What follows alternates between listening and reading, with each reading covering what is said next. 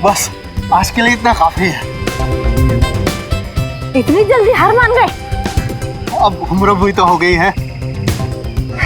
हाँ, लगता है आखिरकार बुढ़ापे ने तुम्हें हरा ही दिया। चलो जूस पीते हैं। चलो। वैसे एक बात बताऊं, मैं तो अभी तक थका नहीं। मैंने तो तुम्हारे लिए झूठ बोला ताकि तुम्हें आराम मिल सके। हाँ हाँ, अब तो बहाने बनाओगे ही।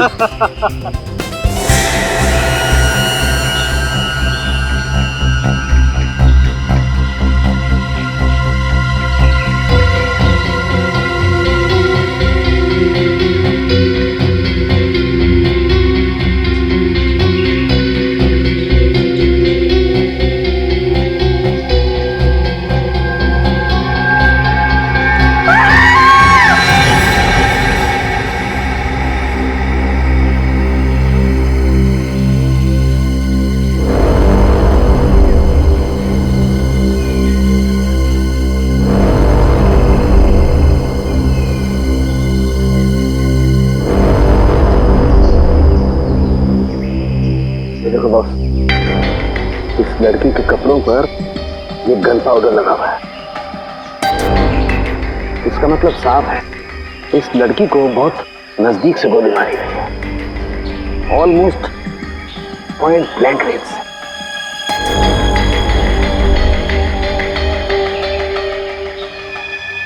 सारुंखे,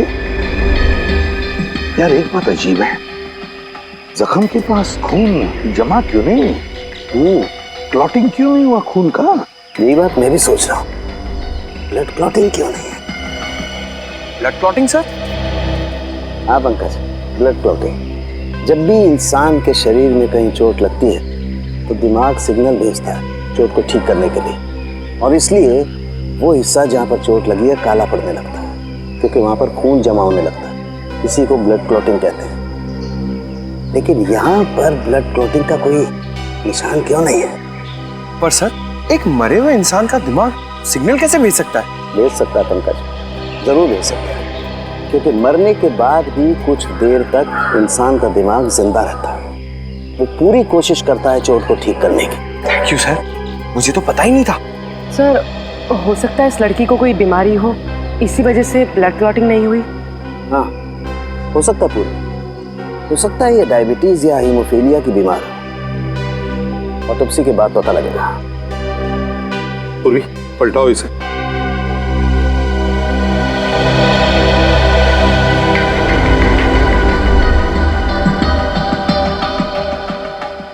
यार एग्जिट वूंड तो है, गोली पीठ से बाहर निकली है, गोली बाहर निकली है।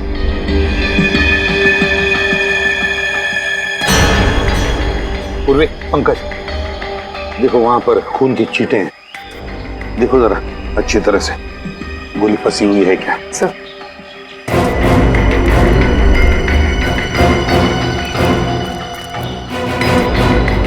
सारुंखे, एक बात बता, इस लड़की की मौत हुई कब? बस इसकी बॉडी में अभी तक राइगर मोर्टिस सेट नहीं हुआ, शरीर जकड़ना शुरू नहीं हुआ। इसका मतलब इसकी मौत ज्यादा से ज्यादा 3 घंटे पहले हुई होगी। मौत ज्यादा से ज्यादा 3 घंटे पहले? मतलब सुबह सुबह कोई इस लड़के को यहाँ पर लेकर आया, फिर इस पर गोली चलाई और यहाँ से निकल गया। वैसे इस पार्क में कोई वॉचमैन भी नहीं है, तो इस लड़की को किसी ने देखा भी नहीं होगा। सारुंखे, क्या हुआ? यार इस लड़की को देख के पता नहीं मुझे ऐसा क्यों लग रहा है जैसे मैंने इसे कहीं देखा है। तूने इस लड़की को देखा है? कहाँ देखा सारुंखे? कहाँ देखा? याद नहीं आ रहा यार कहाँ देखा है, लेकिन मैंने इसे देखा है। याद कर, तेरी याददाश्त तो इतनी जबरदस्त है, फिर भी तुझे याद नहीं आ रहा। याद कर, दिमाग में जोर डाल जरा। पता नहीं, लेकिन मुझे ऐसा लगता है जैसे कई साल पहले मैंने इस लड़की को देखा है। कई साल पहले? इसकी बचपन में देखा है क्या? प्रद्युमन बचपन में देखा होता तो मैं इसकी शक्ल कैसे पहचानता यार? सारुंखे फिर ये है कौन? देख, इसकी आईडी भी हमें नहीं मिली है कौन बेचारी, ये तो पता चल जाता। सर, हाँ? सर अच्छी तरह से चेक कर लिया, कहीं पे कोई गोली नहीं। कहीं पर भी गोली नहीं मिली? नहीं सर। तो कहीं ये खूनी गोली लेकर तो नहीं गया?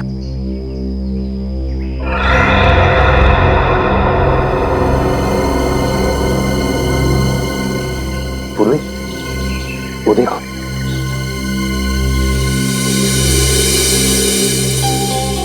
ड्रेस। सर ये तो फेमस डिजाइनर शमिता का टैग है। Famous designer Shamita, Shamita boutique.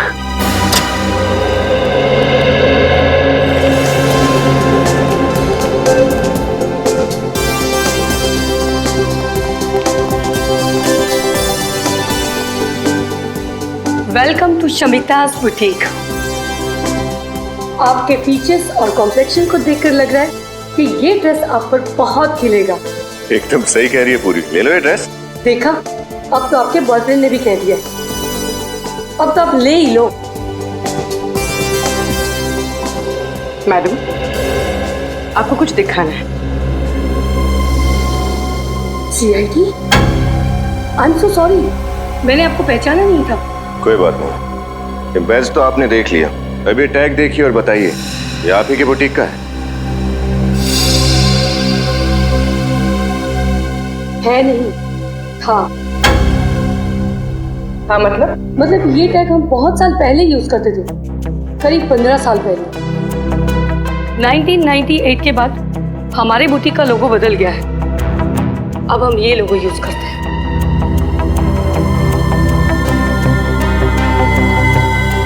15 साल पुराना लोगो, मतलब उस लड़की ने इतने पुराने कपड़े पहने थे। और वो कपड़े देखने में तो एकदम नए लग रहे थे। आप लोग किस लड़की के बारे में बात कर रहे हैं? इसके बारे में। ओह माय गॉड, क्या हुआ इसे? इस लड़की की मौत हो चुकी है, क्या आपने पहले कभी इसे देखा? जी नहीं।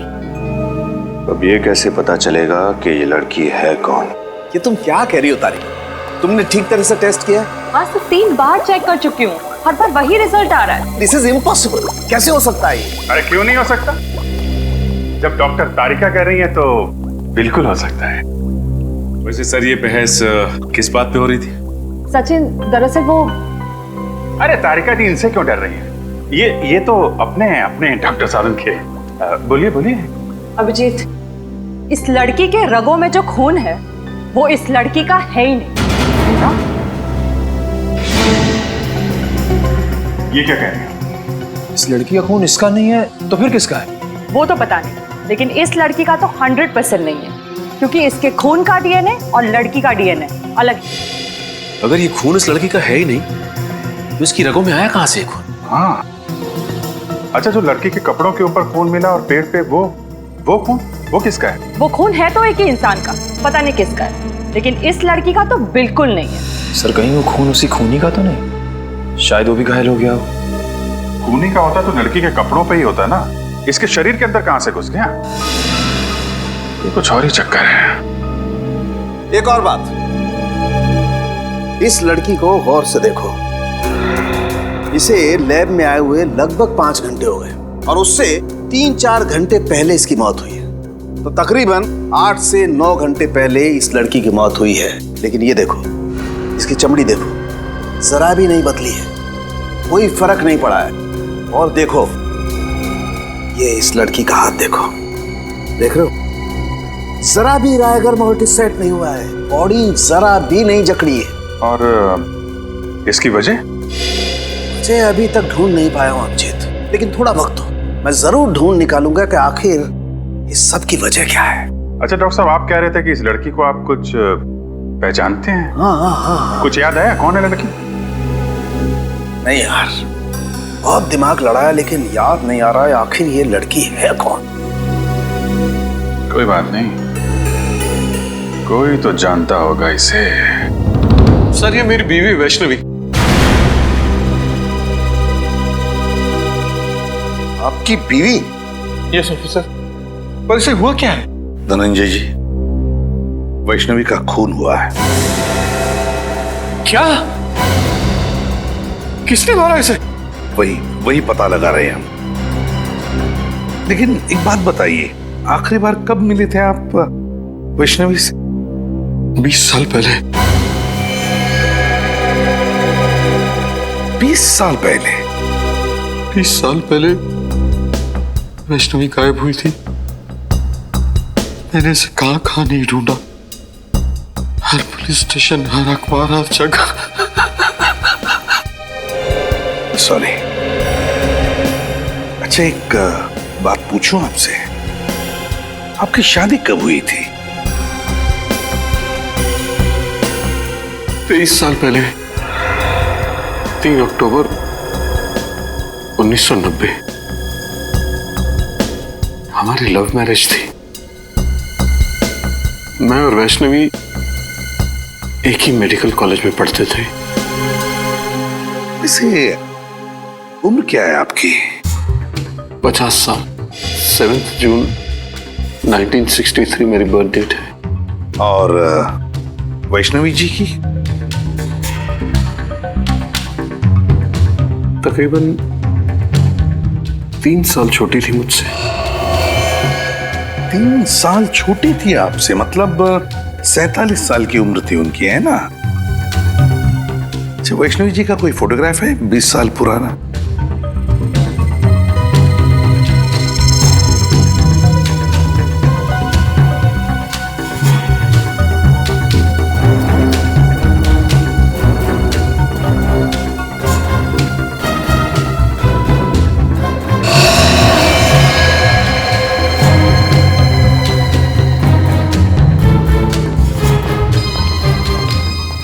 सर, वैष्णवी 20 साल पहले जैसे लगती थी, आज भी ठीक वैसी ही लगती है। हाँ सर, उम्र के साथ साथ इनके चेहरे में तो कोई बदलाव आया ही नहीं।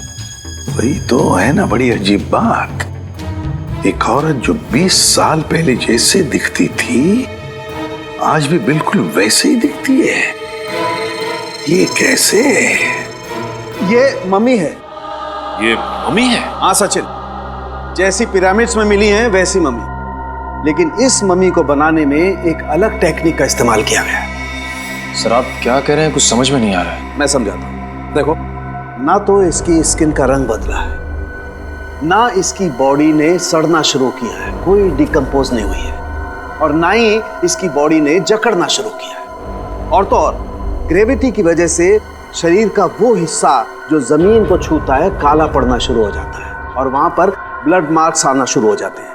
लेकिन इसके शरीर पे कहीं भी कोई ब्लड मार्क नहीं है। मतलब इसकी बॉडी पे समय का कोई असर नहीं हुआ? बिल्कुल सही है विजय। तो फिर पता कैसे चलेगा कि वैष्णवी की मौत कब हुई? हाँ, वैष्णवी। अरे इसे तो मैं जानता हूँ, इसे ही तो मैं याद करने की कोशिश कर रहा था यार। इसे मैं जानता हूँ, ये मेरे साथ मेडिकल कॉलेज में पढ़ती थी। What a brilliant student she was! ये तो MKN कॉलेज में साइंस की प्रोफेसर थी। आज से 20 साल पहले वैष्णवी इसी कॉलेज में पढ़ाती थी। बहुत ही टैलेंटेड लड़की थी। हम सबको लगता था कि एक दिन वो बहुत आगे जाएगी, लेकिन बहुत बुरा हुआ उसके साथ। अच्छा, आपको कुछ याद है 20 साल पहले की? मेरा मतलब है, हम ये जानना चाहते कि क्या वैष्णवी का किसी के साथ कोई झगड़ा था या फिर दुश्मनी, नहीं, वो तो सबकी फेवरेट थी। उसका किसी से कोई झगड़ा नहीं था। अगर किसी को कोई प्रॉब्लम होती थी तो वो वैष्णवी के पास जाकर ही सलाह मांगता था। अच्छा, वैष्णवी आखिरी बार कॉलेज कब आई थी, कुछ बता सकते हैं आप? 6 मई 1993। 6 मई 1993? क्या बात है, आपकी याददाश्त की तो तारीफ करनी चाहिए। मुझे इसलिए याद है क्योंकि उस दिन मेरा बर्थडे था, और उस दिन भी वैष्णवी हमेशा की तरह कॉलेज से जल्दी चली गई थी, और शाम को पार्टी में भी नहीं आई, और उसके बाद वो कॉलेज कभी नहीं आई। हमेशा की तरह जल्दी चली गई मतलब क्या वो अक्सर कॉलेज से जल्दी जाती थी? हर रोज नहीं, गुरुवार को। हर गुरुवार को कॉलेज से 1 बजे ही चली जाती थी। हर गुरुवार को दोपहर के 1 बजे? क्यों, कहाँ जाती थी वो? ये तो उसने कभी किसी को बताया नहीं। इसका जवाब तो डॉक्टर अविनाश ही दे सकते हैं। डॉक्टर अविनाश? जी, डॉक्टर अविनाश उस वक्त के प्रिंसिपल थे। उन्होंने ही उसे हर गुरुवार को 1 बजे जाने की परमिशन दे रखी थी। अच्छा, डॉक्टर अविनाश। रहते कहाँ ये डॉक्टर अविनाश?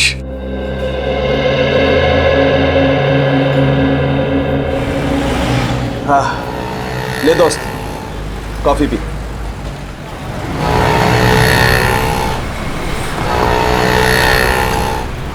यकीन नहीं आ रहा,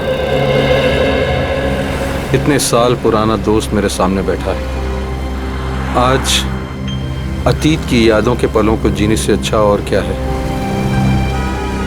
बात तो सही कह रहा है धनंजय, लेकिन एक बात कहूं, अतीत की यादों में अपने आप को इतना भी नहीं जकड़ लेना चाहिए कि जिंदगी से घुटन होने लगे। कम ऑन यार, दिल छोटा नहीं करते। अच्छा देख देख, मैं तेरे लिए क्या लाया हूं। क्या? खोल कर देखना यार।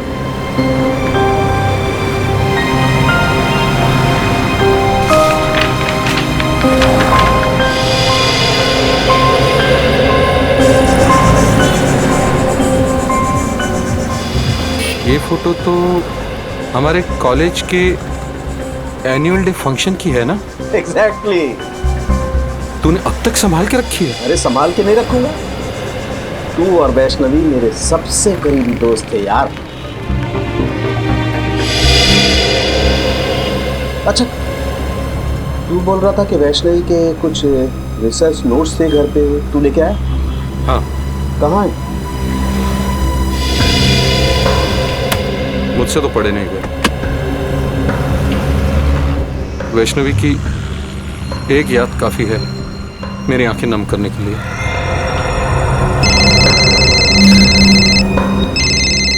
एक मिनट।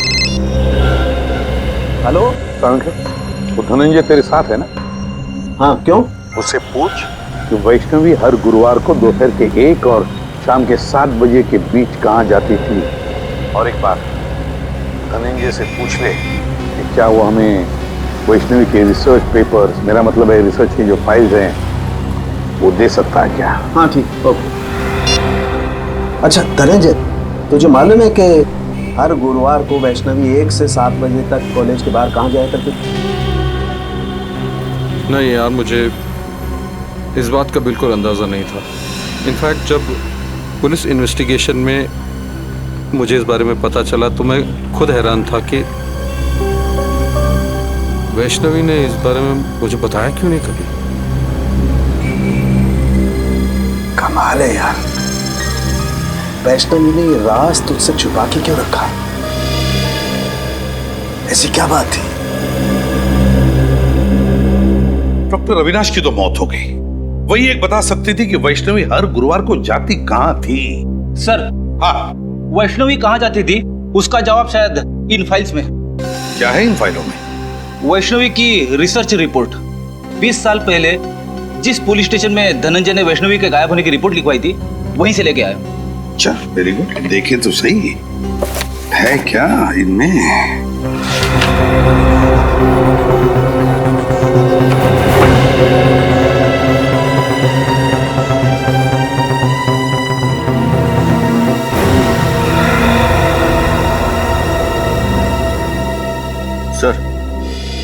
सर ये देखिए, वैष्णवी गायब होने से पहले 2 रिसर्च प्रोजेक्ट पर काम कर रही थी, एक पोस्टमार्टम और एक प्रीमार्टम।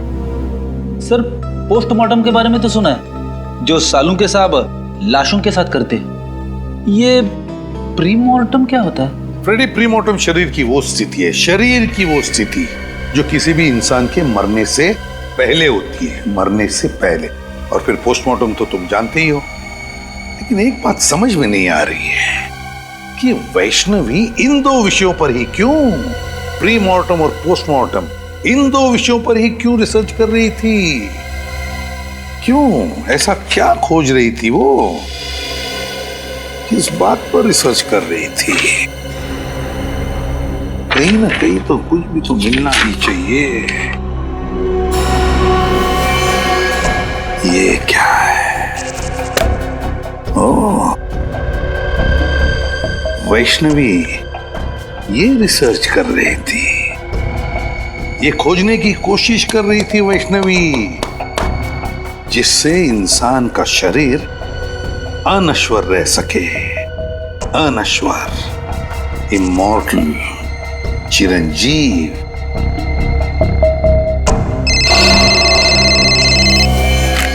हाँ सालुंखे, ऐसी क्या बात बताना चाहते हैं आप कि आपने हमें यहाँ पर दोबारा बुलाया? कुछ ऐसी बात जो तुम सोच भी नहीं सकते। सर वैसे तो ऐसी बहुत सारी बातें जो मैं सोच नहीं सकता, लेकिन आप बताइए ना, ऐसी कौन सी बात कहना चाहते हैं आप? पंकज, तुम्हारा खेल खत्म हो चुका है।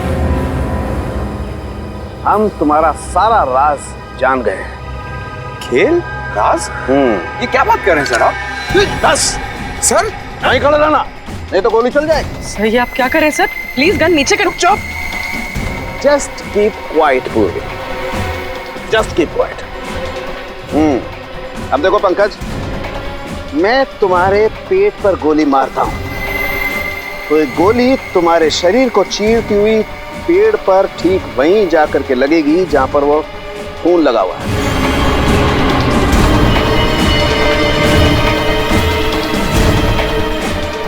राइट सर, प्लीज सर को रोको, मेरे पैर कांप रहे हैं। सर ये क्या मजाक है? बिल्कुल चुप। पंकज, जमीन पे लेट जाओ। लेट जाओ, नहीं तो गोली मारूंगा। एक मिनट सर, लेट आओ। गुड। अब देखो पूर्वी, अब अगर मैं पंकज के पेट पे यहां से गोली मारूं तो गोली इसके शरीर को चीरती हुई कहां जाएगी? जमीन में जाएगी सर। एग्जैक्टली। रुक जाओ सालुंखे, मैं तो गोली चला दूंगा मैं। ये गन रख ले बस। सर मैंने ऐसा क्या किया है सर कि आप मेरी जान लेना चाहते थे? मैं तुम्हारी जान लेना नहीं चाहता पंकज, बल्कि मैं आप लोगों की मदद कर रहा हूं बॉस, इस केस को सुलझाने में। पंकज पर गोली चला के? हाँ? गोली मारी तो नहीं ना बॉस। उस दिन हम लोगों को गोली शायद इसलिए नहीं मिली क्योंकि हम लोग सोच रहे थे खूनी ने वैष्णवी पर जब वो खड़ी थी तब गोली चलाई, जबकि हकीकत ये है कि खूनी ने वैष्णवी की लाश पर गोली चलाई जब वो पड़ी हुई थी यहाँ जमीन पर। क्या उसकी लाश पे गोली चलाई उसने? सब फिर तो शायद गोली जमीन के नीचे होगी। बिल्कुल हो सकता है, खोद कर देखो।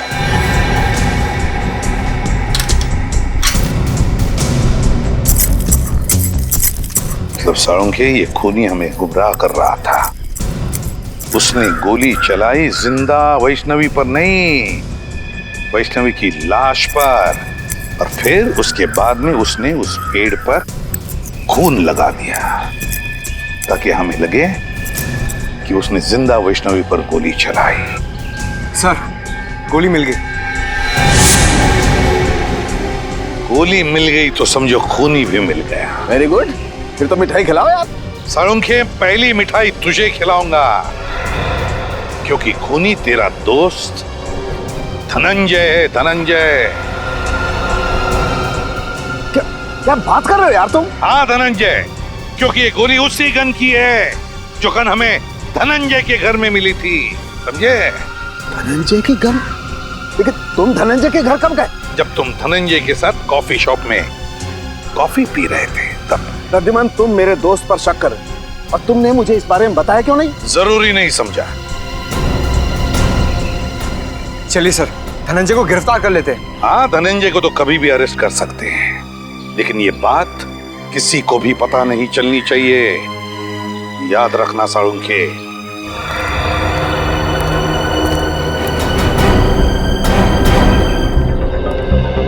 सर डॉक्टर अविनाश की मौत हो चुकी है। आपको लगता है उनके परिवार वाले वैष्णवी के बारे में जानते होंगे? उम्मीद तो यही है कि जानते हो, क्योंकि डॉक्टर अविनाश का परिवार एक अकेली कड़ी है जो हमें वैष्णवी के अतीत के साथ जोड़ती है। आप लोग ये घर खरीदने के लिए आए हैं क्या? जी नहीं, हम लोग डॉक्टर अविनाश के परिवार वालों से मिलने आए हैं। पर यहाँ तो कोई भी नहीं रहता। कोई भी नहीं रहता? तो फिर डॉक्टर साहब का परिवार कहाँ रहता है? उसका तो बस एक ही बेटा है, अनिरुद्ध। 15 साल पहले अविनाश उसी से मिलने के लिए अमेरिका गया था, पर वापस ही नहीं आया। बस कुछ आया तो अनिरुद्ध का फोन कि उसके पापा की मौत हो गई है। तो ये अनिरुद्ध कभी यहाँ आता नहीं है? बस आता है कभी कभार, 2-3 महीने में एक चक्कर लगा लेता है। सुनने में आया है कि वो ये घर बेचने की सोच रहा है। अनिरुद्ध हर 2-3 महीने में एक चक्कर लगा लेता है यहाँ, अमेरिका से? नहीं, अमेरिका छोड़े तो उसे 2 साल हो गए हैं। आजकल इंडिया में रहता है वो। जी, आपके पास उनका कोई एड्रेस या नंबर है? नहीं, ज्यादा घुलता मिलता नहीं था वो किसी से, बस अपने काम से ही काम रखता है वो। Thank you. हमारे पास इतना वक्त तो है नहीं कि अनिरुद्ध के यहाँ आने का इंतजार करें। अंदर चल के देखते हैं, हो सकता है कोई नंबर या एड्रेस मिले।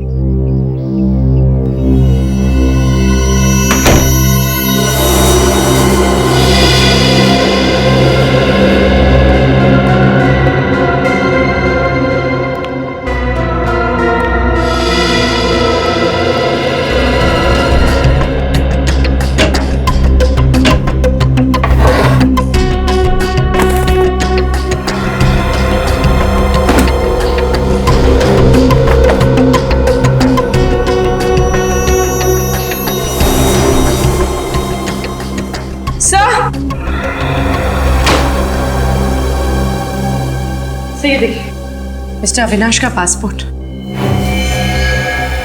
लेकिन डॉक्टर अविनाश की मौत तो अमेरिका में हुई थी, उसका पासपोर्ट यहाँ कैसे पहुंचा? हो सकता है उनका बेटा वापस लेके आया।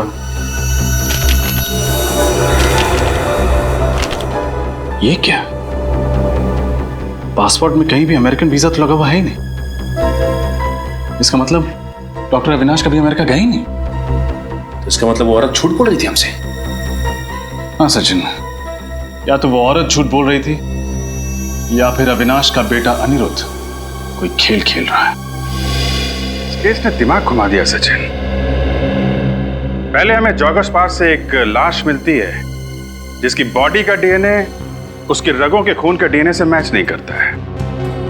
फिर हमें पता चलता है कि वो लाश है डॉक्टर वैष्णवी की। उनके पति धनंजय का कहना है कि डॉक्टर वैष्णवी की लाश अभी भी बिल्कुल वैसी दिखती है जैसे वैष्णवी 20 साल पहले दिखती थी। 20 साल से लाश में कोई चेंज नहीं हुआ। साळुंखे साहब ने बताया कि वो इसलिए क्योंकि लाश को मम्मी की तरह सुरक्षित रखा गया था। डॉक्टर वैष्णवी किसी खास प्रोजेक्ट पे काम कर रही थी और जिस आदमी को उसके बारे में मालूम था, डॉक्टर अविनाश, उनके बेटे अनिरुद्ध का कहना है कि उनकी मौत भी 15 साल पहले किसी रहस्यमय तरीके से हो गई। वो प्रोजेक्ट कौन सा था, इसके बारे में अभी तक पता नहीं चला। लेकिन सर, एक बहुत चौंका देने वाली बात पता चली है सर। क्या? डॉक्टर अविनाश की कुंडली कहती है कि ना उनकी कभी शादी हुई ना ही उनका कोई बेटा था सर। मतलब उनके पड़ोस में रहने वाली वो औरत हमसे झूठ बोल रही थी। या तो वो औरत झूठ बोल रही है या फिर कोई ढोंगी डॉक्टर अविनाश का बेटा बनकर ये सारी कहानियां फैला रहा है। अभिजीत, वैष्णवी 47 साल की होने के बावजूद 27 साल की क्यों दिख रही थी और उसकी लाश सड़ना क्यों नहीं शुरू हुई, इसका राज पता चल गया है मुझे। क्या राज है सर? प्लास्टिनेशन। प्लास्टिनेशन? हाँ, ये एक नया तरीका है लाशों को बरसों बरस एक लंबे समय तक प्रिजर्व करके रखने का। इसका मतलब सर, इजिप्ट में जैसे लाशों को मम्मी बना के रखा जाता है वैसे? बिल्कुल ठीक निकल, वैसे ही। लेकिन इसमें एक फर्क है। फर्क यह है कि इसमें लाश के अंदर का तरल पदार्थ लिक्विड बाहर निकाल लिया जाता है और उसकी जगह पर लिक्विड प्लास्टिक लाश के अंदर डाल दिया जाता है। और जब वो लिक्विड प्लास्टिक ठोस हो जाता है, जम जाता है, तो फिर लाश वैसी की वैसी रहती है, उसमें जरा भी फर्क नहीं पड़ता है। हाँ, मैंने भी किसी साइंस जर्नल में इस तकनीक के बारे में पढ़ा था सर। लेकिन जहां तक मेरा अंदाजा है, इसमें लाश की खाल निकाल ली जाती है ना। लेकिन वैष्णवी की खाल तो ज्यों की त्यों है। यही वो वजह है जिसके कारण हम इस केस में गोल गोल घूम रहे थे। दरअसल वैष्णवी ने एक ऐसा फार्मूला इजाद कर लिया था जिसकी वजह से लाश की चमड़ी बिल्कुल भी नहीं बदलती है, वैसी की वैसी बनी रहती है, हमेशा जवान। और सर, क्या ये मुमकिन हो सकता है? हाँ, बिल्कुल मुमकिन है। साइंस में नामुमकिन कुछ भी नहीं होता है और ये वैष्णवी ने करके दिखा दिया। वैष्णवी ने एक ऐसे फार्मूले का आविष्कार किया जिसमें इंसान की चमड़ी में नए पैदा होने वाले सेल्स की संख्या मरने वाले सेल्स से ज्यादा होती है और इसीलिए इंसान की चमड़ी हमेशा वैसी की वैसी बनी रहती है। और अब इस फार्मूले का पता मुझे भी चल गया है। इसका मतलब ये फार्मूला वैष्णवी ने अपने ऊपर इस्तेमाल किया होगा, इसीलिए उसकी त्वचा 20 साल से वैसी की वैसी है। या फिर उस खूनी ने वैष्णवी के ऊपर एक्सपेरिमेंट किया होगा। जो भी है, वैष्णवी की मौत के पीछे का कारण ये नया आविष्कार है डॉक्टर साहब, ये नई खोज।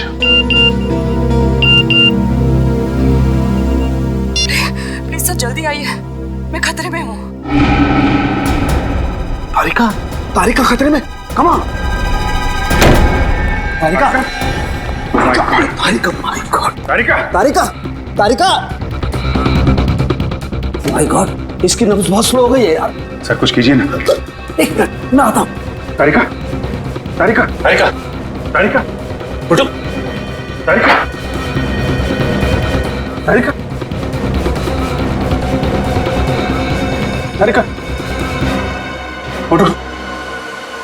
Are you okay? Are you okay? हाँ मैं ठीक हूँ। ये कैसे कैसे हुआ ये सब? वो भी कैंटीन से जब अंदर आए मैंने देखा कि वहाँ पे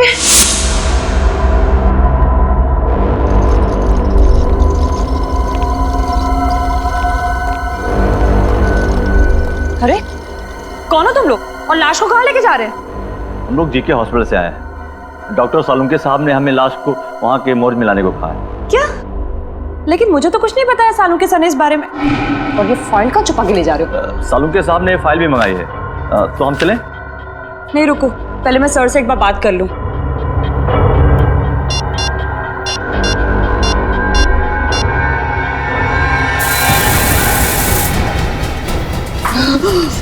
जब भी बात करना जब होश में जाना। Good night.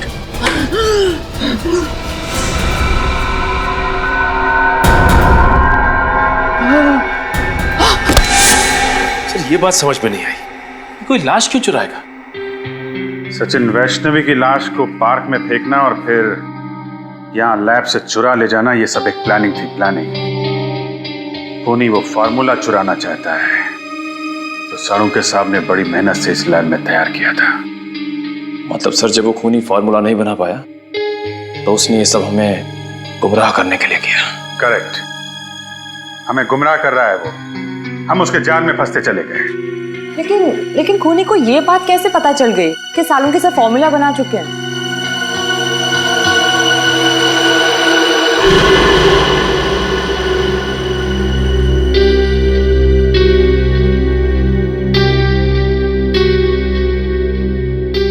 सालुंके साहब,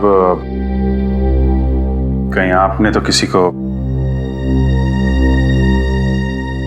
आई एम सॉरी अभिजीत, लेकिन मैंने वो फार्मूला धनंजय को बताया था, लेकिन वो ऐसा आदमी है नहीं। केस की इंपॉर्टेंट डिटेल्स आप बाहर वालों के साथ शेयर कर रहे हैं। इतनी बड़ी भूल आप कर कैसे सकते हैं सालुंके साहब? मुझसे गलती हो गई, आई नो, मैं मानता हूं, लेकिन धनंजय मेरा दोस्त है यार। दोस्त खूनी नहीं हो सकता? धनंजय खूनी? हाँ, या तो धनंजय खूनी है या फिर उसका कोई साथी। सचिन, इन चोरों का स्केच बनवाओ और सारे खबरों को इन्फॉर्म कर दो।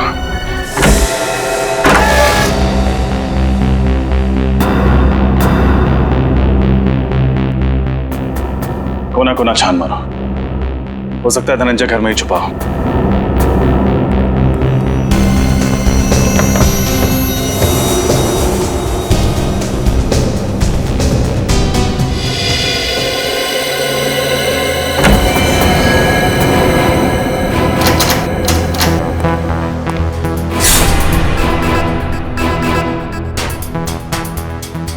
रजत, मेरी बात पे यकीन करो यार, मैं कह रहा हूं, मैं धनंजय को बहुत अच्छी तरह से जानता हूं, मेरा पुराना दोस्त है। वो वैष्णवी को नुकसान पहुंचाने के बारे में सोच भी नहीं सकता यार। आई एम सॉरी सर, इस वक्त आप एक दोस्त की तरह सोच रहे हैं, एक सीआईडी ऑफिसर की तरह नहीं। अच्छा, और उस वक्त तुम कहां गए थे जब रोमा की लाश को मेरे पास लेकर के आए थे और तुमने कहा था ये सीआईडी को पता नहीं लगना चाहिए सर?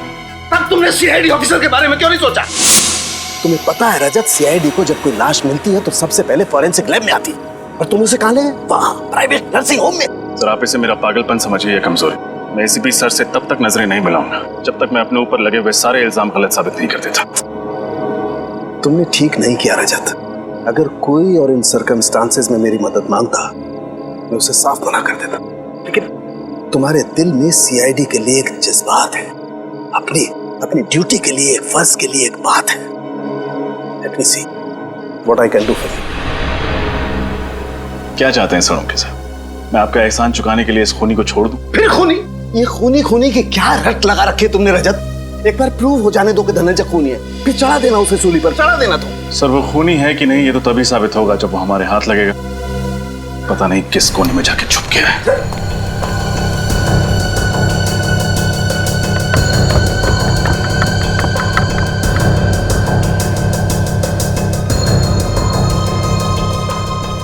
हाँ सचिन, कुछ मिला क्या? हाँ सर, ये देखिए चाय का मग और उल्टी रखी किताब। इसका मतलब कुछ देर पहले यहाँ बैठकर कोई किताब पढ़ रहा था। कोई और नहीं सचिन, जरूर धनंजय ही होगा। किसी ने उन्हें खबर कर दी होगी कि हम आने वाले। बस भाग गया। क्या हुआ? तुम मेरी तरफ इस तरह से घूर के क्यों देख रहे हो? हाँ? क्या मतलब क्या तुम्हारा? साथ में थाना में तुम्हारे?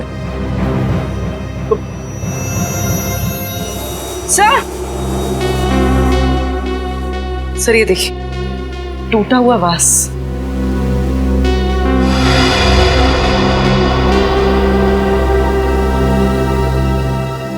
सर इसमें तो खून भी लगा हुआ है, देखिए।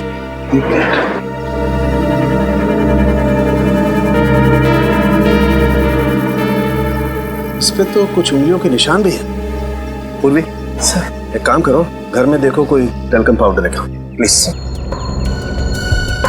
तो कहीं ये खून धनंजय का तो नहीं? धनंजय को कुछ हो तो नहीं गया? क्या फिर शायद धनंजय ने किसी को कुछ कर दिया? Sir thank you. मुझे तो लगता है कि धनंजय यहाँ बैठ करके चाय पी रहा था और किसी ने इस वास से उसके सर पे वार किया और उसे किडनैप कर लिया है।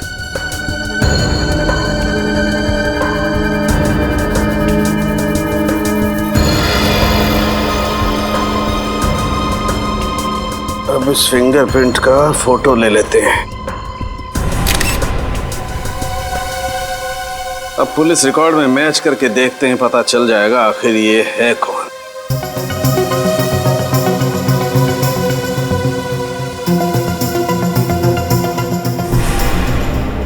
ओह, ये तो बालू है।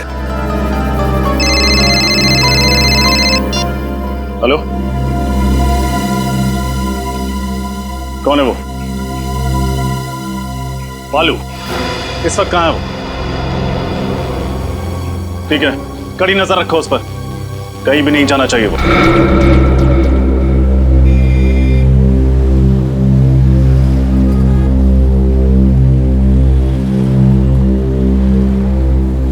चलो भाई, तुम जाओ।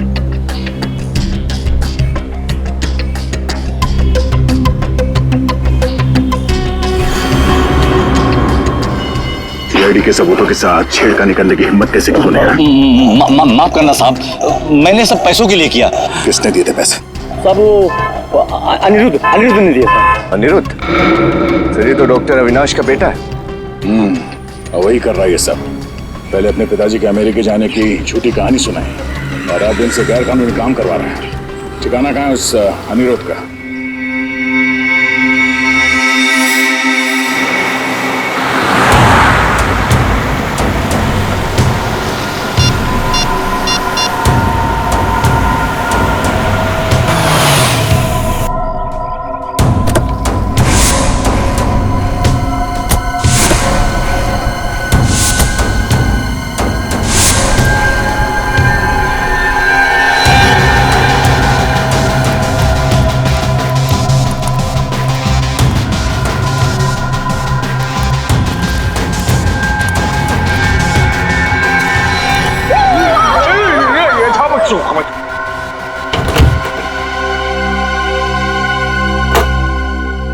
कौन हो तुम? तो फरमा रहे बर्फा। वफा? ये बाहर से आए हैं। ये है मिस्टर बफा और ये है मिस्टर चफा। क्यों आया? महफूज की तरह जरफान होना चाहता हूँ। मूछ की तरह जवान होना चाहते हैं।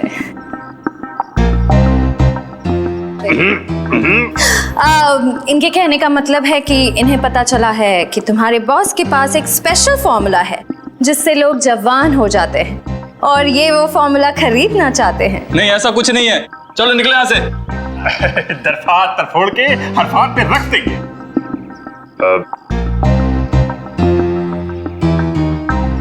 देखो, इन्हें बहुत गुस्सा आ रहा है। ये बहुत बड़े साइंटिस्ट हैं, बहुत पैसा भी है इनके पास। अपने बॉस से मिलवा दो, बहुत फायदा हो जाएगा। यहीं रुको, मैं बॉस से बात करता हूँ।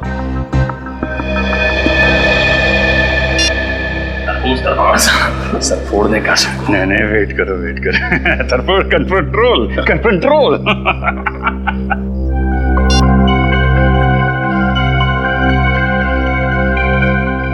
हथियार तो नहीं है ना पास में? हथियार? अब हर हथियार, हर हथियार की जरूरत नरफी। हर फरमारा हरफात, हर हथियार। अरे चले? बरफोर्स।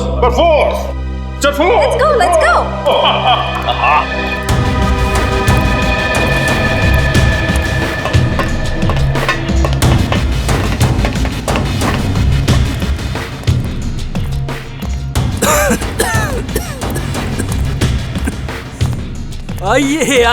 आइए। स्वागत है आपका।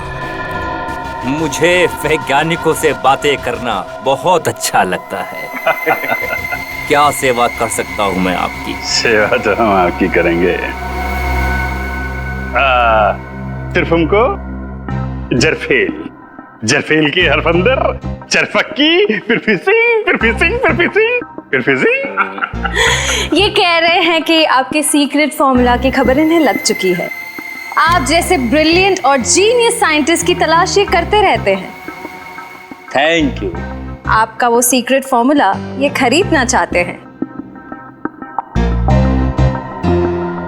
पर वो फॉर्मूला बिकाऊ नहीं है। सॉरी। दरफात तरफोड़ के हरफात में रख देंगे। ये कह रहे हैं कि हर चीज बिकाऊ होती है, बस सही दाम देने की जरूरत होती है। फिर तो मुझे इस फॉर्मूले के 100 करोड़ रुपए चाहिए। सरफों का फोड़। तैयार हैं आप? भरपूर। दरफात तरफोड़ के मंजूर है, 100 करोड़ देने के लिए तैयार है। मगर ये देखना चाहते हैं कि आपका वो सीक्रेट फॉर्मूला काम करता भी है या नहीं। करता है। जाओ लेके आओ।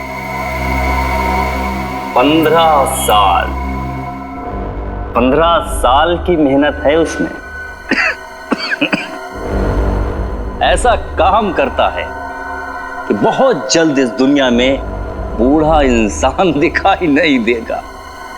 हर तरफ जवान ही जवान, बच्चे ही बच्चे।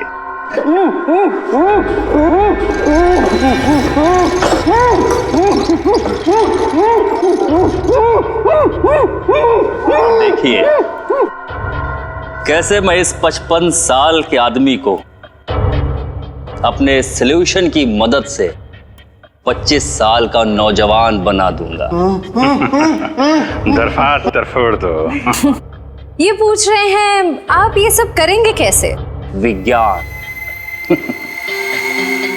जैसे जैसे इंसान की उम्र बढ़ती जाती है, उसके शरीर के सेल्स की मरने की संख्या नए पैदा होने वाले सेल्स से कहीं अधिक ज्यादा हो जाती है, जबकि हमारे बचपन में या जवानी में ऐसा नहीं होता।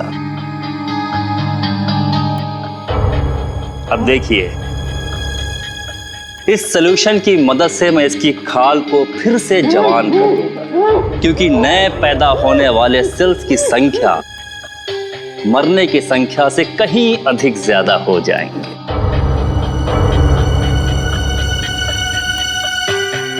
बस डॉक्टर अविनाश, समझ में आ गया आपकी जवानी का राज। ये हिंदी कैसे बोलने लगे? हिंदुस्तानी है तो हिंदी तो बोलेंगे ही डॉक्टर अविनाश। सीआईडी? पकड़ो इसे।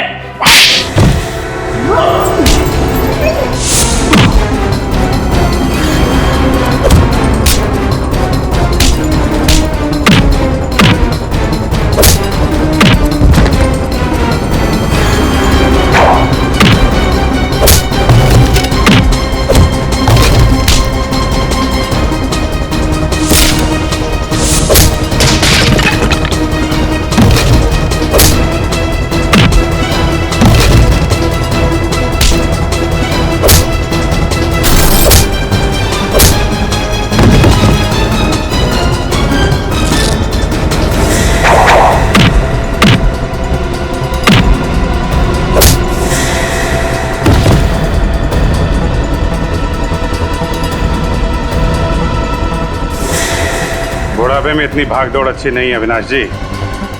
ब्यूरो चल के आराम कर लीजिए।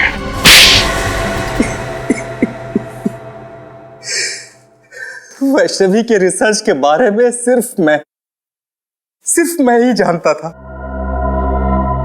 ये रिसर्च उसके लिए इतनी अहम थी कि उसने डॉक्टर धनंजय को भी उसके बारे में नहीं बताया था।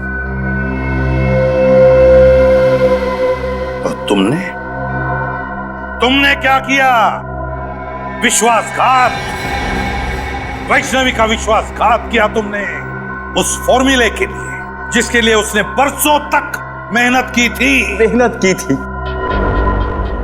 लेकिन सर, पर कोई भी रिसर्च बिना पैसे के पूरी नहीं होती सर। उसके एक्सपेरिमेंट का सारा खर्चा मैंने उठाया था। उसे खुफिया लैब बना के दी ताकि वो बिना किसी रोक टोक के पूरी शिद्दत और मेहनत से अपने जुनून में सफल हो सके। और जब वैष्णवी सफल हो गई तो तुम लालची हो गए।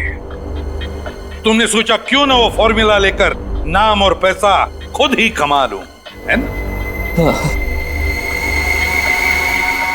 लेकिन जब उसने फॉर्मूला देने से मना कर दिया तो मैंने उसे मार डाला और उसी को लाश को प्लास्टिनेट करके उसी पर एक्सपेरिमेंट करने लगा। एक्सपेरिमेंट क्यों? वैष्णवी की मौत के बाद फॉर्मूला तुम्हारे हाथ नहीं लगा? नहीं, क्योंकि उसने मरने से पहले वो कागज को नष्ट कर दिया था। मैं 20 साल तक नाक रगड़ता रहा, लेकिन वो केमिकल मुझसे नहीं बना। ओ, एक और सफलता।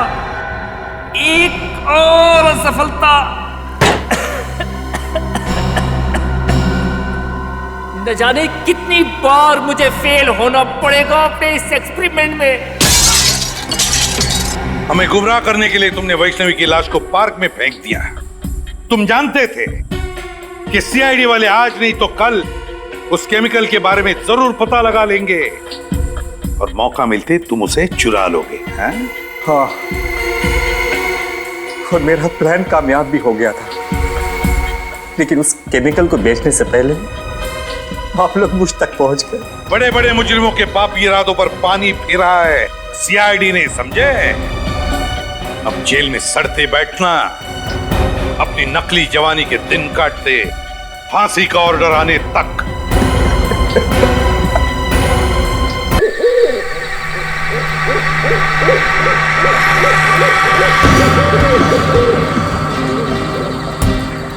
अरे यार, इतना एडवेंचर तो मैंने अपनी पूरी जिंदगी में नहीं की जितना इन पिछले कुछ घंटों में हो गया।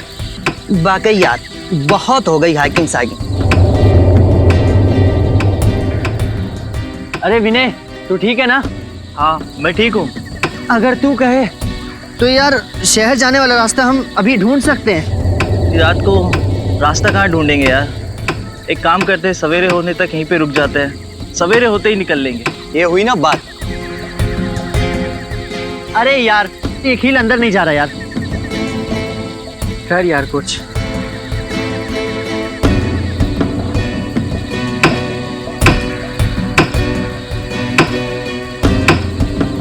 मुझे लगता है नीचे पत्थर दबा हुआ है, पहले उससे निकाल लेते। यार, हम किसी कब्रिस्तान में तो नहीं आ गए ना? बस यार, अब मैं एक पल भी यहाँ नहीं रुक सकता।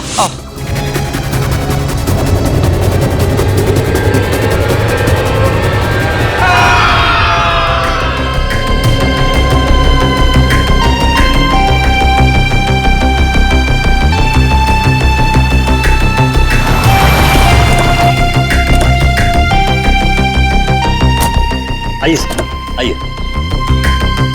चल।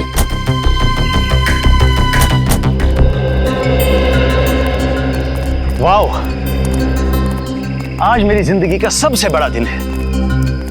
इतने लंबे स्ट्रगल के बाद आज मैं गर्व से कह सकता हूं कि ये सारी की सारी जमीन मेरी है। मुबारक हो समर सर, बहुत बहुत मुबारक हो आपको। Thank you very much. कहिए, कैसी लगी आप लोगों को ये जमीन? शहर से काफी दूर है और आप यहाँ हॉलिडे कॉटेज बनाना चाहते हो? यहाँ दूर दूर तक हम खेती करेंगे, फलों की, सब्जियों की, और यहाँ बीच में हम कॉटेज बनाएंगे, हट्स बनाएंगे। ये वाकई नया और अनोखा आइडिया है, लेकिन खेती बाड़ी शुरू करने से पहले हमें यहाँ जमीन की जांच तो करनी पड़ेगी ना।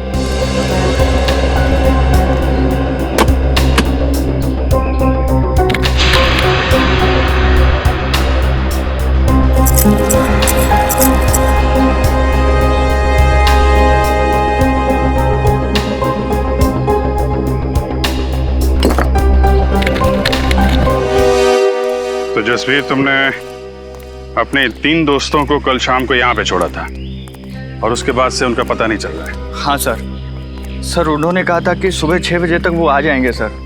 मुझे काफ़ी फिक्र हो रही है सर। वो लोग जब बहुत ज़्यादा लेट हो गए तो मैंने प्रिंसिपल साहब को इन्फॉर्म किया सर।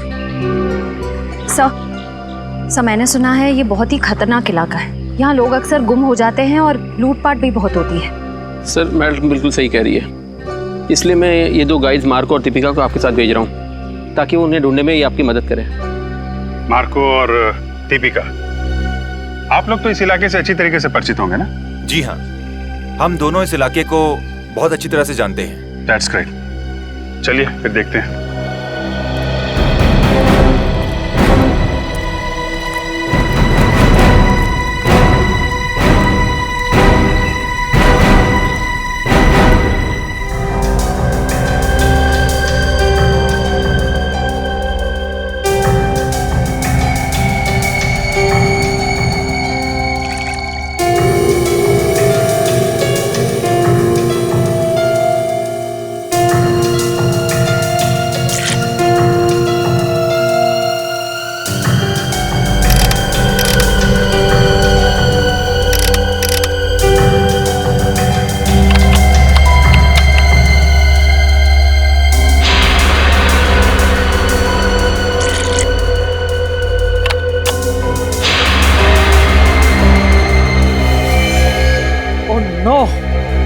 क्या हुआ? मिट्टी बंजर है क्या? नहीं, ऐसी तो कोई बात नहीं है। तो फिर ये देखो, मिट्टी में से क्या मिला है। ओह माय गॉड, अब हम क्या करेंगे? करना क्या है, सीआईडी में डॉक्टर सालुंके को फोन करते हैं।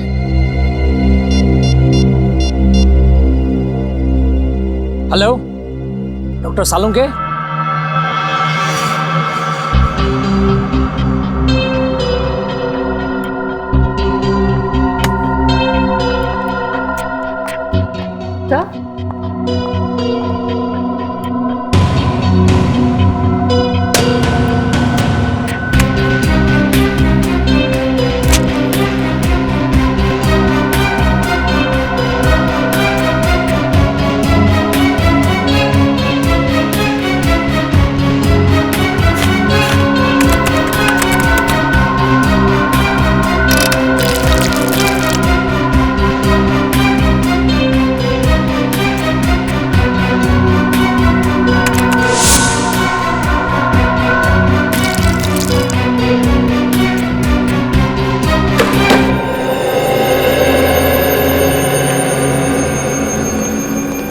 आप लोगों का शक एकदम सही था। उस मिट्टी में मुझे पूरे 26 लोगों का डीएनए मिला है।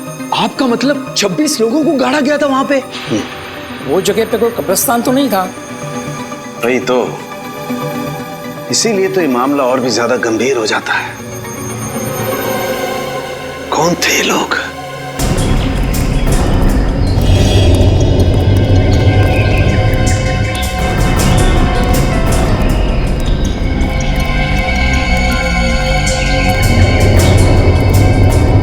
इधर बाईं तरफ और दाईं तरफ क्या है? बाईं तरफ खाई है और दाईं तरफ एक जमीन का टुकड़ा है। अगर किसी को हैकिंग करनी होती है तो वो सीधा इसी रास्ते से ऊपर जाता है। इधर? Yes sir. सर, कहीं वो लोग इस खाई में तो नहीं गिर गए होंगे? पहले चलो देखते तो हैं, आ जाओ।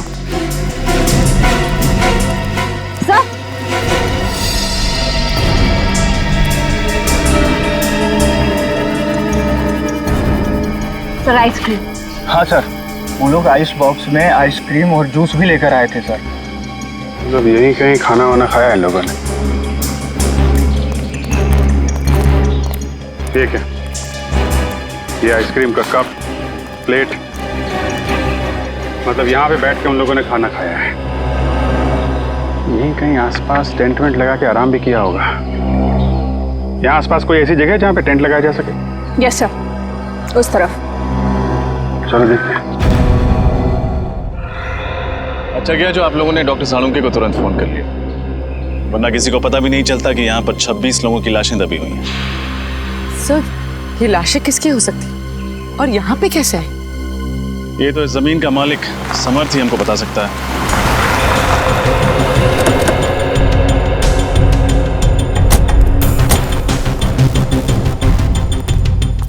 हेलो ऑफिसर, क्या हुआ? अरे अगर कोई तकलीफ थी तो हमें बता देते, सीआईडी वालों को बुलाने की क्या जरूरत थी? जब लाशों के भंडार मिलते हैं तो एक अच्छे नागरिक का फर्ज होता है कि वो सीआईडी को तकलीफ दे। लाशों के भंडार कहाँ? आपकी जमीन के अंदर हमें 26 लाशें मिली। 26 लाशें? ऐसे कैसे हो सकता है? आपको जरूर कोई गलतफहमी हो गई है। कोई गलतफहमी नहीं हुई है। हमें इंसानों की हड्डियां, बाल, दांत मिले हैं। अभी ना जाने क्या क्या मिलना बाकी है आपके जमीन के अंदर से।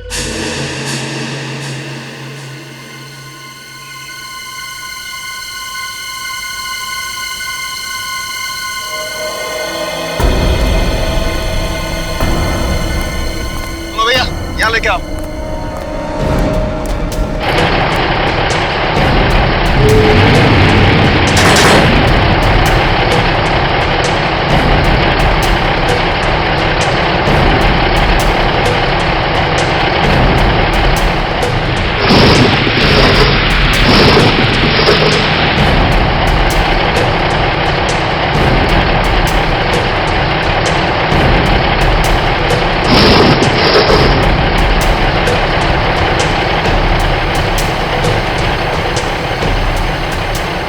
मुझे तो यकीन नहीं आ रहा है कि इस जमीन के अंदर 26 लोगों की लाश है। अगर कोई मुजरिम एक भी लाश को गाड़ता है तो वो पकड़ा जाता है, और यहाँ किसी ने 26 लाशें गाड़ी है। कोई भी जुर्म छुपता नहीं है डॉक्टर तारिका। इस अपराध से भी पर्दाफाश हो ही गया। उन मजदूरों को लेके जाओ, उनको बोलो उस तरफ खुदाई शुरू करें। आप लोग उस तरफ चलिए।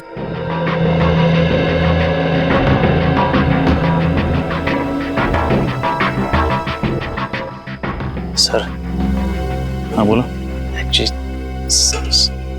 गलती से भी रिश्वत देने का ख्याल अपने दिमाग में मत लाना। सीआईडी के सामने तुम्हारी दाल गलने वाली नहीं है। वो बात नहीं सर, आप हमें गलत समझ रहे हैं। दरअसल क्या बात है? मैं इस जमीन का मालिक नहीं हूँ सर। तुम मालिक नहीं हो तो कौन है? पता नहीं सर। पता नहीं मतलब? मैं आपको बताता हूँ सर। दरअसल हम सुनसान और अनजान जमीन पर कब्जा कर लेते हैं, उसके बाद उस जमीन को दूसरों को बेच देते हैं, या फिर वहाँ पर मकान या दुकान बना देते हैं। What? हाँ सर, हमें नहीं मालूम था सर, इस ज़मीन पे कब्जा करने के बाद हमें मुनाफा के बदले जेल की सलाखें मिलेंगी सर। सर हमें बचा लीजिए सर। मुझे अक्सर पकड़े जाने के बाद लेखक बन जाते, दिलचस्प कहानियाँ सुनाने लगते हैं। तुम्हारी भी अच्छी है। नहीं सर, ये कहानी नहीं है, ये सच्चाई है सर। आप ये जमीन के पेपर देख लीजिए सर। आप किसी भी अच्छे वकील को दिखा लीजिए, वो यही कहेगा कि ये नकली पेपर से। तो तुम्हारी कहानी सच्ची भी है, तुम्हें जेल तो जाना ही पड़ेगा।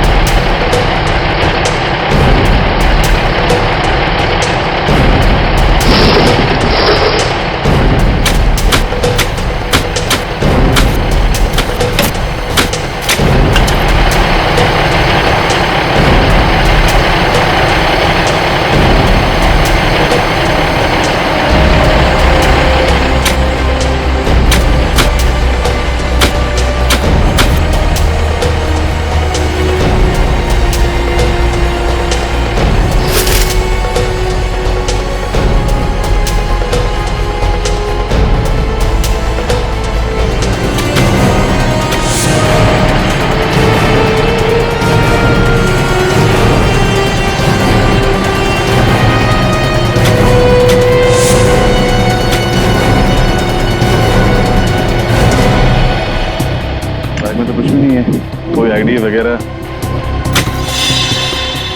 सर ये देखिए,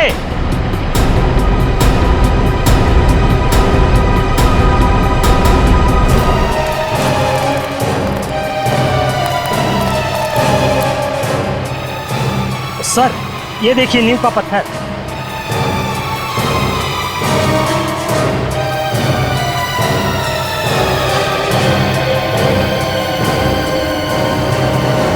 कहीं ऐसा तो नहीं कि यहाँ पर कभी कोई बिल्डिंग हुआ करती थी जिसे गिरा कर इस जगह पर कब्रिस्तान बना दिया गया? हो सकता है।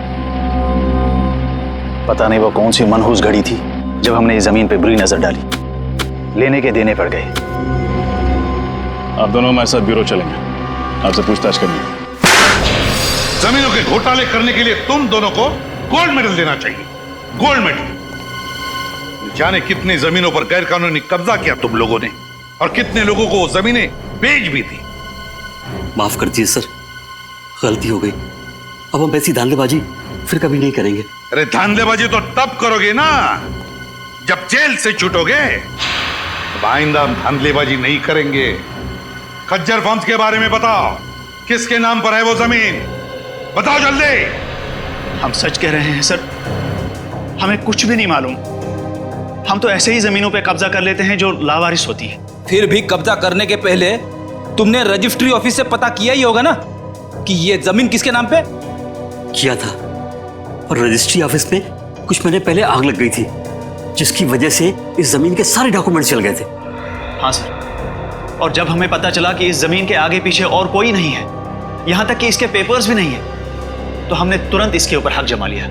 सर ये रही रजिस्ट्रेशन ऑफिस में लगी हुई आग की रिपोर्ट। आग लगी थी 6 जून 2003 और आग की वजह पेट्रोल। पेट्रोल मतलब सर वो आग जानबूझकर लगाई गई थी जमीन का इतिहास मिटाने के लिए? हाँ पूर्वी, जानबूझकर लगाई गई थी, क्योंकि खूनी जानता था कि एक न एक दिन वो सारे कंकाल जमीन के नीचे से ऊपर आएंगे। इसलिए अपने आप को बचाने के लिए उसने ये रास्ता ढूंढा था। ये पता लगाना चाहिए कि उस नींव के ऊपर वो जो कंक्रीट का कंस्ट्रक्शन मिला है ना, वो ढांचा, उस पर पहले क्या बना हुआ था। ऐसा लगता है जैसे इस हड्डी को किसी ने आरी से या 100 चेन से काटने की कोशिश की है। तो मुझे तो ये खूनी बहुत बड़ा सरफिरा लगता है। कुछ लोगों के स्कल पे तो मुझे दांतों के निशान दिखे। My God. सर कहीं ये किसी जंगली जानवर का काम तो नहीं है? नहीं रोहन, ये किसी जंगली जानवर का काम नहीं हो सकता है, क्योंकि जानवर किसी को खाने के बाद उसे जमीन में गाड़ने की मेहनत नहीं करता। ये काम किसी इंसान का ही है। सर अब बस ये पता चल जाए कि इन सब की मौत कब हुई थी, तब जाके हम उस खूनी तक पहुंच सकते हैं। चल जाएगा तारिका, ये भी पता चल जाएगा उस माइक्रोस्कोपिक रेडियोग्राफी के जरिए। और ये देखो, जिस इंसान की ये हड्डी है उसकी मौत 7 से 10 साल पहले हुई है, यानी 2003 से 2006 के बीच में इस इंसान की मौत हुई है।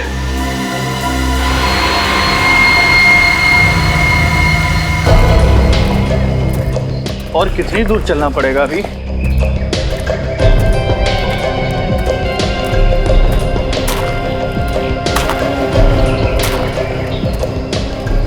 क्या बच रहा है? सर मैंने किसी के चलने की आवाज सुनी।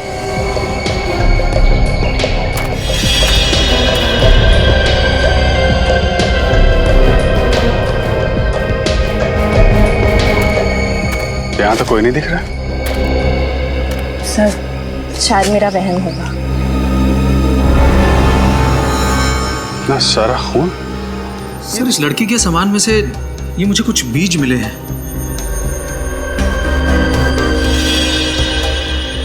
ये किस तरीके के बीज हैं? नागा जुलकिया नाम का मसाला है। ये दुनिया का सबसे तीखा मसाला है, और ये इतना तीखा मसाला है कि नॉर्मल नमक या मिर्च की तरह नहीं खाया जाता। तकरीबन हजारों लाल मिर्च की ताकत इस थोड़े से मसाले में है। नागा जुलकिया, कोई ये मसाला इस तरीके से अपने सामान में लेकर क्यों घूमेगा? कहीं ये लड़की कोई रिसर्च वगैरह तो नहीं कर रही थी? इस खून का सैंपल ले लो श्रेया, बच्चों के माँ बाप के डीएनए के साथ मैच करके देख लेंगे।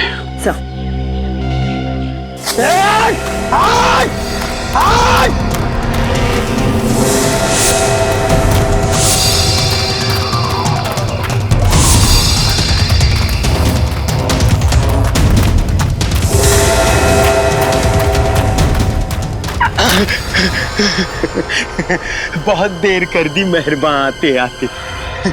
चलो अब अच्छे बच्चों की तरह अपना सारा सामान मेरे हवाले कर दो। नहीं तो क्या करेगा? हा? तो तुम्हारे छोटे छोटे टुकड़े करके कौन सी खाई में फेंकेंगे पता भी नहीं चलेगा किसी को। नहीं नहीं प्लीज आप ऐसा मत करिए। ये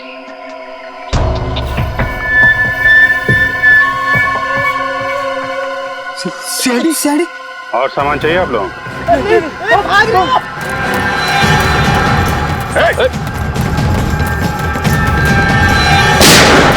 भागोगे तो गोली लग जाएगी। भागो मत।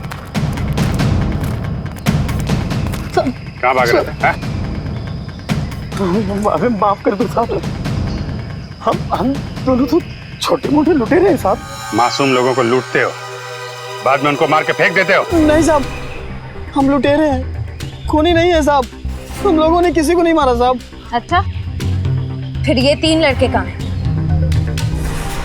क्या किया तुम लोगों ने इनके साथ? कुछ भी नहीं किया, उल्टा उन लोगों ने हम लोगों को मारा।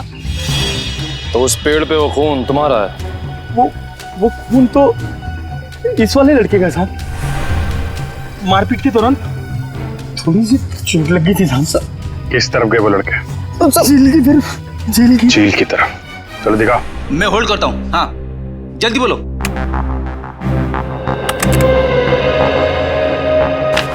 जी हाँ, मैं 2003 की बात करी, आज से 10 साल पहले की। मसाले का नाम है नागा झुलक है, और जितने भी ऐसे खेत हैं जहाँ नागा झुलक के नाम का मसाला उगता है, वहाँ उस लड़की की फोटो भेज दीजिए। और हाँ, एग्रीकल्चर इंस्टीट्यूट्स में भी।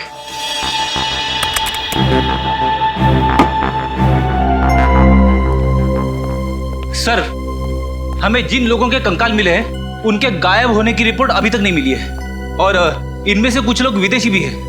पता नहीं उनके घर वालों ने उनके गायब होने की रिपोर्ट कहां पे लिखवाई है।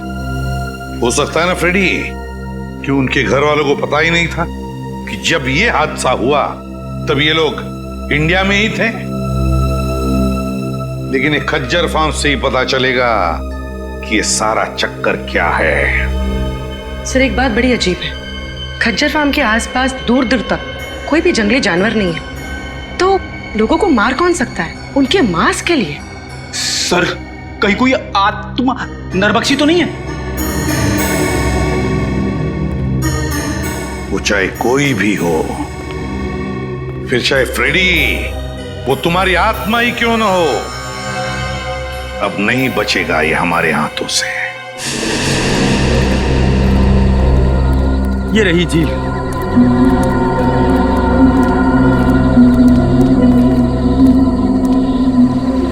निखिल, श्रेया, झील के आसपास का एरिया अच्छी तरीके से चेक करो, देखो कुछ मिलता है क्या।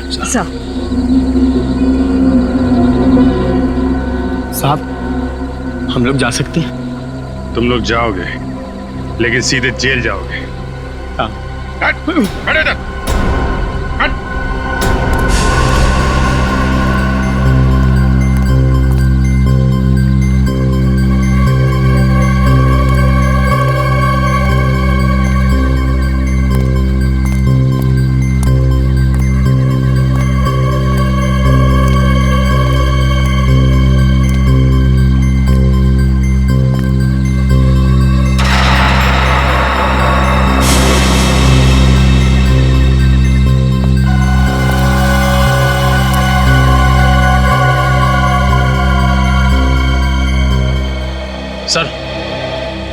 सर, ये टॉल मिला है सर, इस पे खून लगा हुआ है। जरूर ये किसी घायल लड़के का ही होगा। काफी गहरी चोट लगी है उसे। इस जख्मी हालत में रात कहीं ना कहीं टेंट में गुजारी होगी। वो क्या बता रही थी आप? वो टेंट वाली जगह कितनी दूर है यहाँ से? बस यही पास में है। चलिए दिखाइए जरा। चल चल। यही वो जगह है। सर ये टेंट तो मेरे दोस्तों की है सर। ये एक मिनट, ये रुकिए आप लोग।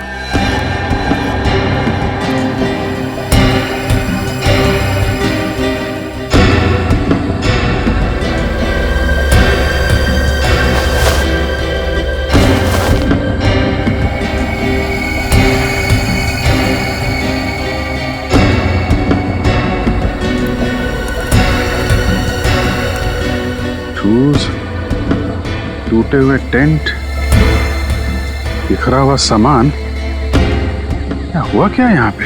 सर उन्हें कुछ हो तो नहीं गया होगा सर? सर हो सकता है ये किसी जंगली जानवर ने हमला किया हो। पर सर इस इलाके में तो कोई जंगली जानवर है ही नहीं। जानवर नहीं है तो फिर ये सब?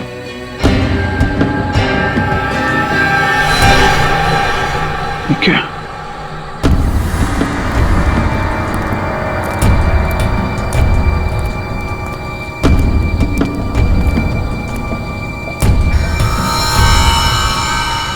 बहुत सारा खून है।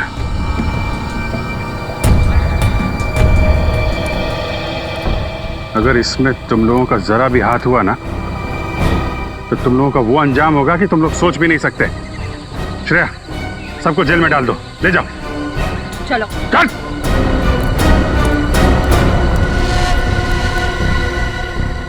यहां से आगे घसीटने के निशान भी दिख रहे हैं। देखते हैं ये निशान कहां लेके जाते हैं।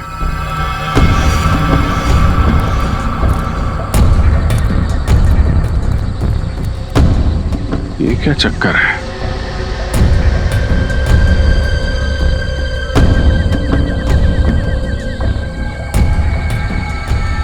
एक मिनट आप लोग यहीं पे रुकिए। सर मिट्टी काफी ढीली लग रही है, ऐसा लग रहा है हाल फिलहाल में खुदाई हुई है। मामला गड़बड़ लग रहा है।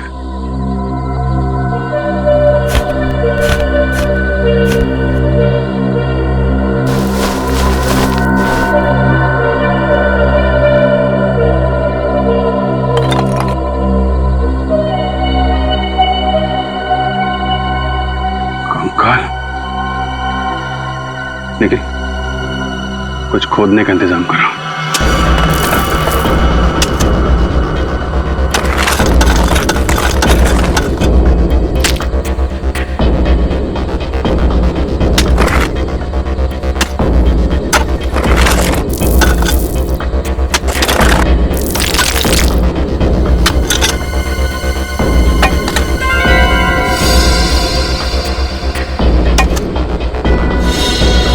एक, दो, तीन, चार।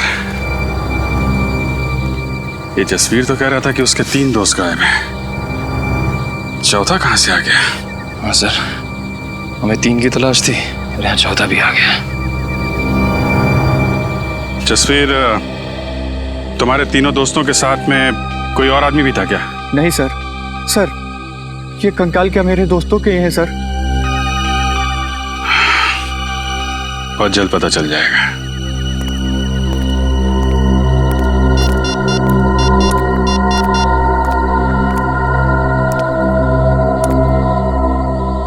हाँ तारिका जी, आपको जंगल में आना पड़ेगा। खजर फर्म से मिली फाउंडेशन के अनुसार ही मैंने ये ब्लूप्रिंट तैयार किया। काफी बड़ी जगह है ना? जी सर, इसको देखकर नहीं लगता है कि ये किसी का घर या ऑफिस होगा। 2-2 स्विमिंग पूल की जगह छोड़ी गई है सर। 2-2 स्विमिंग पूल तो किसी होटल या रिसोर्ट में ही हो सकते ना? बिल्कुल सही कहा आपने। इसे देखकर लगता है ये जरूर कोई होटल या रिसोर्ट होगा, क्योंकि कॉरिडोर की जगह भी छोड़ी गई है यहाँ। और ये यहाँ पर हमें सबसे ज्यादा लाशें मिली इस एरिया में।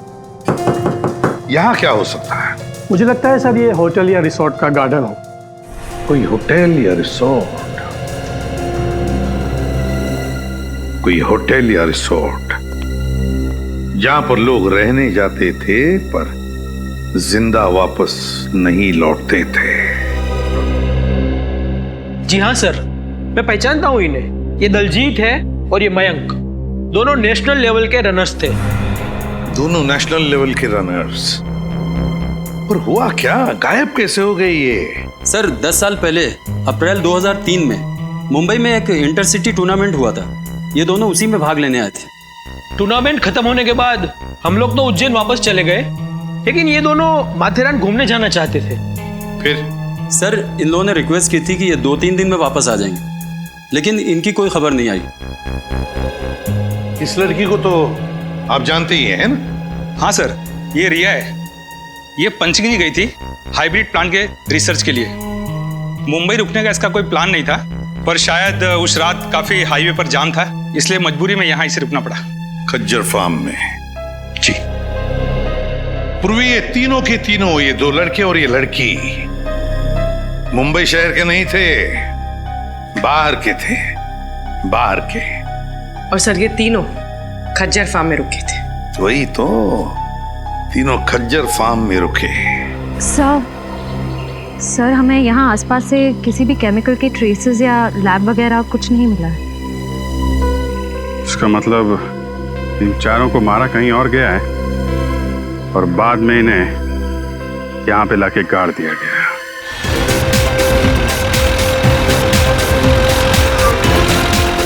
सर ये रिसोर्ट और कितनी दूर है?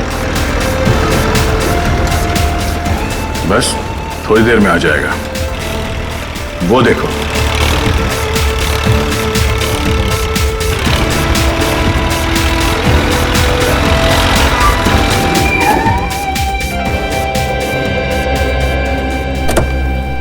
इस इलाके में ये वो दो रिसोर्ट है जिनके नक्शे ठीक उस रिसोर्ट की तरह है जो 2003 में नष्ट किए गए थे। अब सर उन तीनों लड़कों का और उस आदि मानव का कंकाल भी तो हमें आसपास के एरिया में से मिला था ना। फिर रिसोर्ट में जाने से खतरा हुआ तो? बड़ी खतरा है इसीलिए तो जाना है। ये देखो, दोनों रिसोर्ट्स में खुफिया रास्ते हैं। एक रास्ता ये तहखाने की तरफ जाता है और ये दूसरा रास्ता रिसोर्ट से बाहर निकलता है। ये जो कोई भी जीव है जिसने इतना आतंक मचा रखा है, उसे इस रिसोर्ट के किसी खुफिया कोने में पाल पोस के बड़ा किया गया होगा। हाँ सर, कोई तो है जो अपने फायदे के लिए इस जीव का गलत इस्तेमाल कर रहा है और खून की नदियां बहा रहा है। एग्जैक्टली। वो जो कोई भी है, आज की रात उसकी जिंदगी की आखिरी रात होगी। काम करते हैं, मैं और सचिन ये सामने वाले रिसोर्ट में जाते हैं, फिर तुम और निखिल यहाँ इस रिसोर्ट में जाओ। सर मैं आपके साथ आता हूँ। नहीं, निखिल की रक्षा के लिए तुम्हें इसके साथ जाना पड़ेगा। चलें सर? चलो, डरना नहीं, मैं हूं ना।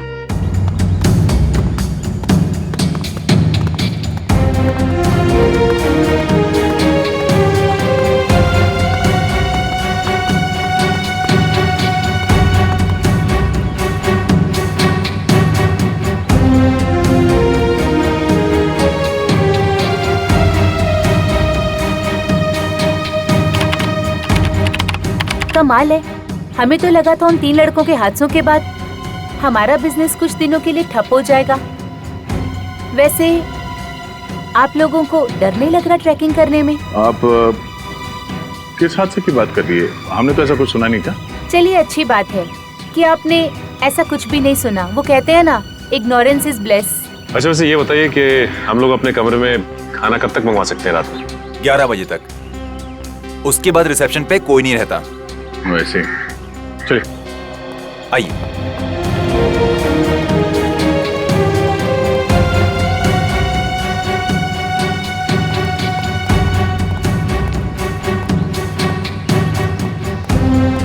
सर मुझे इनके तौर तरीके यहाँ कुछ ठीक नहीं लग रहे। तू फिक्र मत कर निखिल, दया सर ने भेजा है मुझे तेरी रक्षा करने के लिए। मैं तेरी मूंछ का एक बाल भी बाका नहीं होने दूंगा। लेकिन सर मेरी तो मूंछ ही नहीं है। तू उगानी चाहिए थी ना। अब ये भी मुझे समझाना पड़ेगा तुझे। अरे 11:30, चलो।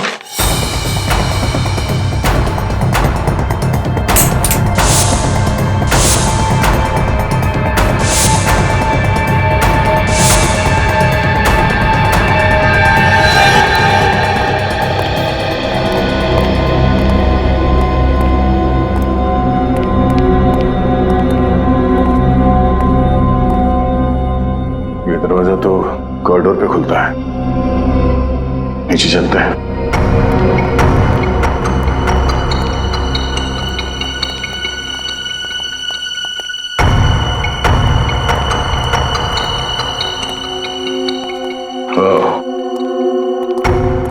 लगता है ये खुफिया रास्ता है।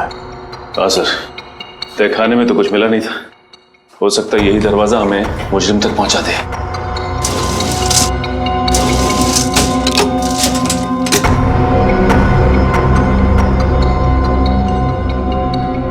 ये तो दरवाजे पे बुरी तरह से जंग लगी हुई है। ऐसा लगता है दरवाजा काफी साल से खुला ही नहीं है, किसी ने हाथ तक नहीं लगाया इसे। ये दरवाजा। आप लोग यहाँ क्या कर रहे हैं?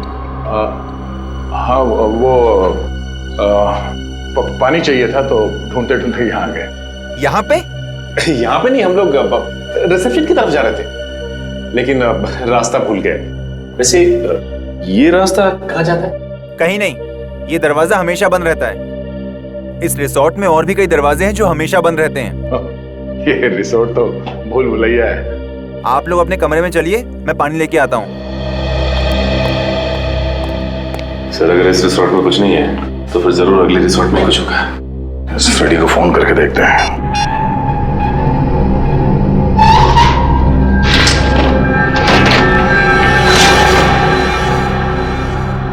अरे बाप रे, कितना अंधेरा है यहाँ पे। ना तो कोई बल्ब है और ना ही ट्यूबलाइट। लगता है फ्रेडी का मोबाइल नेटवर्क एरिया में नहीं है, लग नहीं रहा। सर एक मिनट, मैं निखिल का ट्राई करता हूँ। ये यहाँ पे दरवाजा है। नहीं लग रहा सर। एक काम करते हैं, वहीं चल के देखते हैं।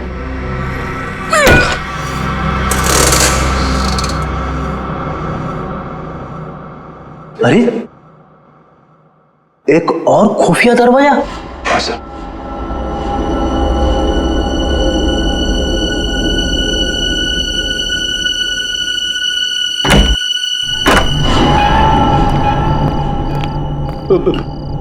मैंने सुना है अक्सर ऐसी बंद अंधेरी जगह पे आत्माएं होती है।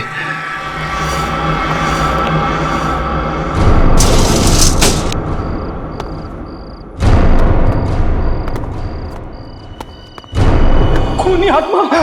सर खूनी आत्मा नहीं, नरबख्शी जीव। सर उन मुजरिमों ने उस नरबख्शी जीव को यहीं छुपा रखा है और अपने गुनाहों को अंजाम दे रहे हैं। इस रिसोर्ट के नक्शे के हिसाब से रिसोर्ट से बाहर जाने का ये खुफिया रास्ता है। सर दरवाजा तो खुला हुआ है। हाँ,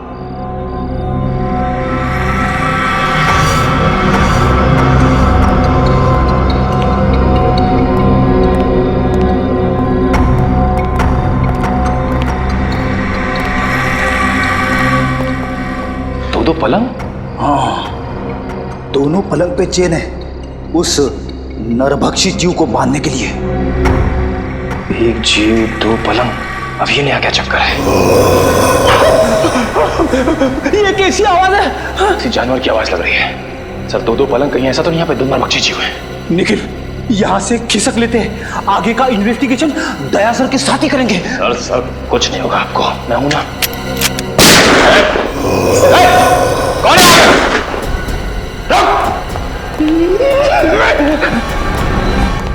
ये गेट खुला है। सर फिर तो फ्रेडी और निखिल इधर ही गए होंगे। हाँ, निखिल सर ये देखिए, हड्डी और ये खून। ओह नो,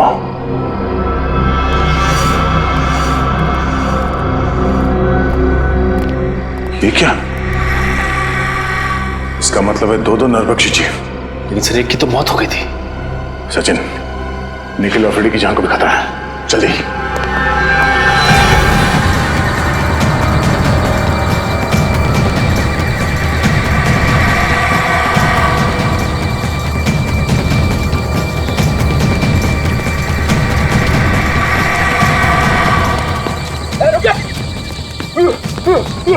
भागना मत, वरना गोली चला दूंगा।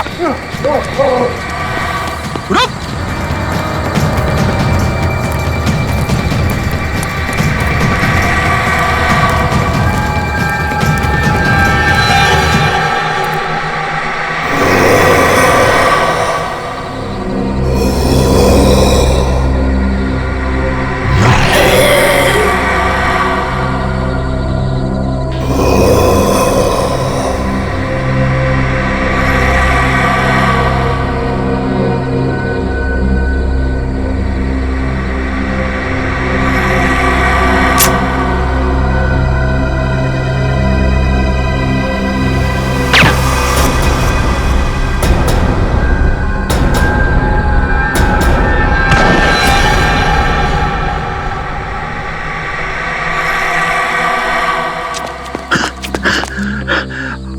अरे वाह सर, आपने इसे मार दिया? नहीं फ्रेडी, सिर्फ डांट से बेहोश किया इसे। अच्छा हुआ सर आप लोग आ गए, वरना आज मेरी वाइफ का सुहाग उजड़ने वाला था। हट जाओ तुम लोग, हट जाओ वहां से। लगता है इस जीव का मालिक मैदान में निकल ही आया। इसी वक्त का तो इंतजार था हमें। हट जाओ वहां से, हट जाओ वरना गोली चला दूंगी। अरे सर, ये तो दीपिका है। हट जाओ। गन नीचे करो। निकल जाओ यहाँ से। गन हटाओ, गन नीचे रखो। मैं कहती हूँ हट जाओ वरना गोली चला दूंगी। दीपिका गन नीचे करो। मैंने कहा हट जाओ यहाँ से। सचिन।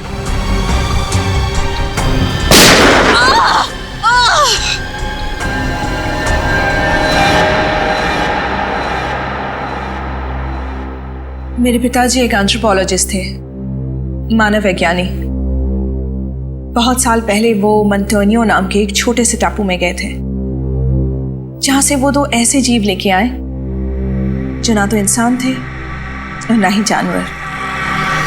उन्हें देखकर ऐसा लगता था जैसे वो इंसानों से एक स्टेज पीछे हैं। एक मिनट, तुम्हारे पिताजी उन लोगों को यहाँ इंडिया में कैसे लेके आए? ये तो गैर कानूनी है ना? जी, स्मगल करके, गैर कानूनी तरीके से। तो जैसे जैसे वक्त बीतता गया, उनके साथ मेरा लगाव बहुत बढ़ गया। पर मेरा यकीन मानिए सर, मैं बिल्कुल नहीं जानती थी कि जैसे जैसे वो बड़े होते जाएंगे, वो नरभक्षी बन जाएंगे, मैन ईटर्स। और इसीलिए तुमने उनकी इंसानी मांस खाने की भूख को मिटाने के लिए रिसोर्ट में जितने भी लोग आते थे, उनका शिकार करना शुरू कर दिया। तो मैं और क्या करती? मुझे डर था कि कहीं एक दिन उन्हें अपना खुराक ना मिले तो शायद वो मुझे ही अपना शिकार बना लेंगे। अगर इतना ही लगाव था तुम्हें इन दोनों से, तो तुमने एक जीव को मार क्यों दिया? क्योंकि वो मेरे कैद से भाग गया था और उसने उन तीनों लड़कों को मार दिया। और जब इस तरह के जीव अपने मालिक का आदर और सम्मान नहीं करते हैं, तो उन्हें मार ही देना चाहिए। सर, क्या मैं एक आखिरी बार उससे मिल सकती हूँ? प्लीज। वो कहाँ है? कैसा है वो? उसे हमने एंथ्रोपोलॉजी डिपार्टमेंट भेज दिया है। वो लोग तय करेंगे उसके साथ क्या करना है। लेकिन तुमने बहुत बड़ा गुनाह किया है। न जाने कितने मासूम लोगों की जान गई है तुम्हारी वजह से। तुम्हारे साथ क्या करना है ये अदालत तय करेगी, असाइलम या जेल। इस तरह के और भी एपिसोड देखने के लिए हमारे चैनल को सब्सक्राइब करें और बेल आइकन दबाना ना भूलें।